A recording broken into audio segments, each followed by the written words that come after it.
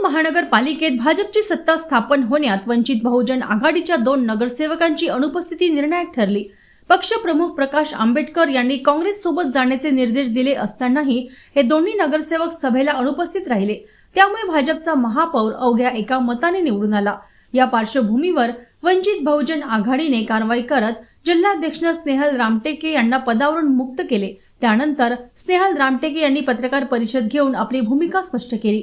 शिवसेना उभाटा किंवा भाजपसोबत जाण्याबाबत कोणतीही माहिती देण्यात आली नव्हती। तसेच अनुपस्थित नगरसेवकांशी संपर्क साधण्याचा प्रयत्न केला, मात्र ते संपर्काच्या बाहेर होते अशी माहिती त्यांनी दिली।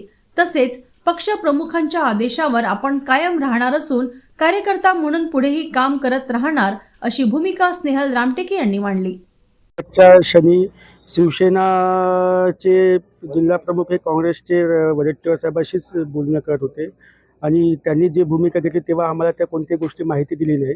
आणि शेवटच्या क्षणी आम्ही आमच्या नगरसेवकासोबत जयदीप खोब्रागडे माजी जिल्हा अध्यक्ष हे सोबत होते, त्यांच्याशी संपर्क साधला आणि त्यांना सांगितलं की पक्षाचे नेते आदरणीय बाळासाहेब आंबेडकर यांनी आपल्याला काँग्रेसकडून मतदान करण्याचे सांगितलेले आहे आणि त्या दोन्ही नगरसेवकाला आपण सुद्धा आम्ही सांगितलं। त्यानंतर आमच्या पक्षाचे राज्य कार्यकारी सदस्य कुशल मेश्राम साहेब यांनी सुद्धा माझ्याशी संपर्क साधला। मग मी त्यांना सांगितलं की आपल्या नगरसेवक जयदीप खोब्रागडे सोबत आहेत, त्यांच्याशी संपर्क साधून आपण हे करू। त्यांनी बी सुद्धा जयदीपला बोलून दोन्ही नगरसेवकांशी संवाद साधला आणि दोन्ही नगरसेवकांना पक्षाची भूमिका सांगितली आणि सांगितल्यानंतर मग ते कुठे आहेत त्या जागेवर आम्ही निघालो त्यांना भेटायला। पण तिथे गेल्यानंतर ते तिथे दिसले नाही। मग आम्ही त्यांच्या मोबाईलद्वारे संपर्क साधला तर त्यांनी मोबाईल स्विच ऑफ करून टाकला।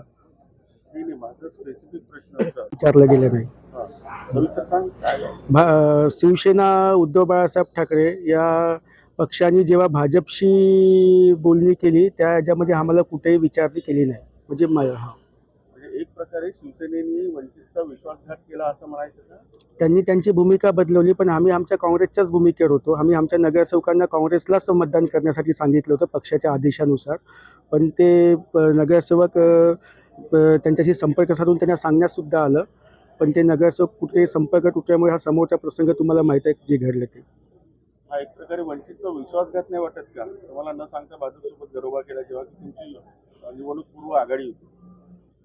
आता ते म्हणावं लागेल आपल्याला तसं, पण सुरुवातीपासून त्यांची काँग्रेस सोबतच बोलण्याची भूमिका होती आणि आम्ही काँग्रेससोबतच जायचा निर्णय आमच्या पक्षाचा होता। तुमच्या दोन्ही नगरसेवकांना किडनॅप करण्यात आलं होतं आणि त्यांचे फोन हिसकावण्यात आले होते अशी माहिती आहे। आखरीपर्यंत आम्ही नगरसेवकासोबत जे होते त्यांच्याशी बोललो आम्ही आणि नगरसेवकाशी राज्य कार्यकारी सदस्यांनी बोलले होते। त्यानंतरची काय घडामोडी झाली ते समोर नगरसेवकच आपल्यापर्यंत सांगतील।